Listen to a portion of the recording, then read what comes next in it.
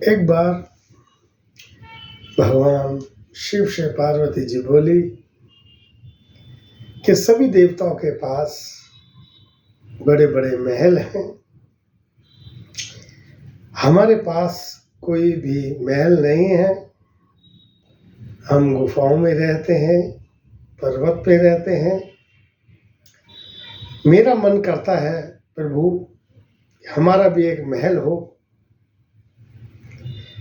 भगवान शिव ने जब ये बात सुनी तो उन्होंने तुरंत विश्वकर्मा जी को बुलाया और एक भव्य महल बनाने के लिए कहा।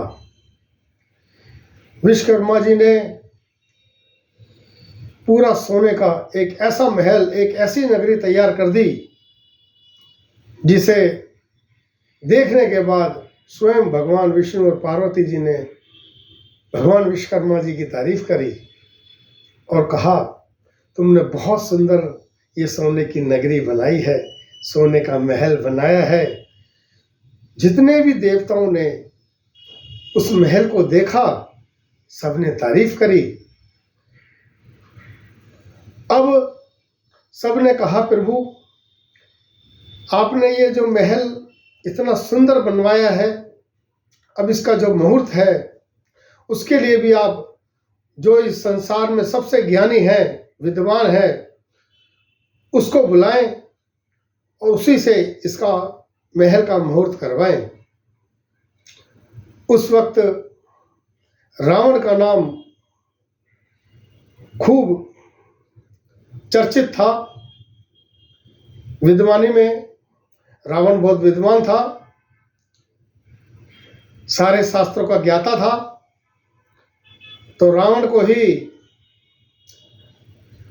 महल का मुहूर्त करने के लिए बुलवाया गया। रावण आया, उसने पूरी विधि विधान के साथ पूजा की, महल का मुहूर्त किया। जब पूजा संपन्न हो गई तब पार्वती जी बोली कि रावण अब आप अपनी दक्षिणा बताइए, हम आपको दक्षिणा देना चाहते हैं। रावण ने कहा, माता मुझे आपका आशीर्वाद मिल गया और कुछ नहीं चाहिए। भगवान शिव बोले, नहीं, तुमने पूजा की है। कोई भी पूजा जब भी पूर्ण होती है जब हम उसकी दक्षिणा देते हैं।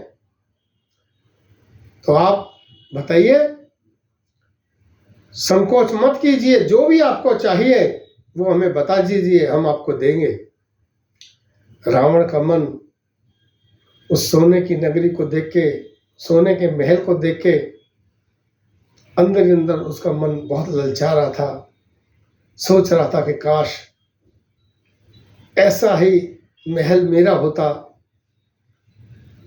जब बार बार भगवान शिव ने और पार्वती जी ने रावण पे जोर देके कहा कि मांगे, जो भी आप मांगेंगे हम आपको देंगे, तब रावण ने कहा, ठीक है, अब अगर आप मेरे कार्य से खुश हैं तो ये सोने की नगरी, ये सोने का महल मुझे दे दीजिए दक्षिणा के रूप में।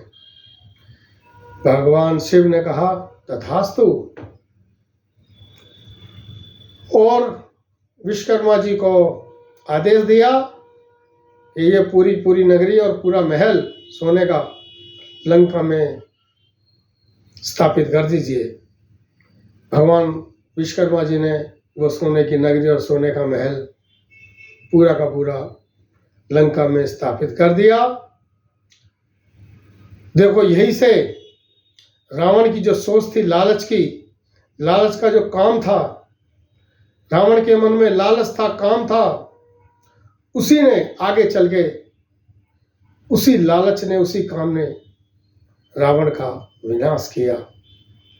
इसीलिए हमें हमेशा लालच से बचना चाहिए।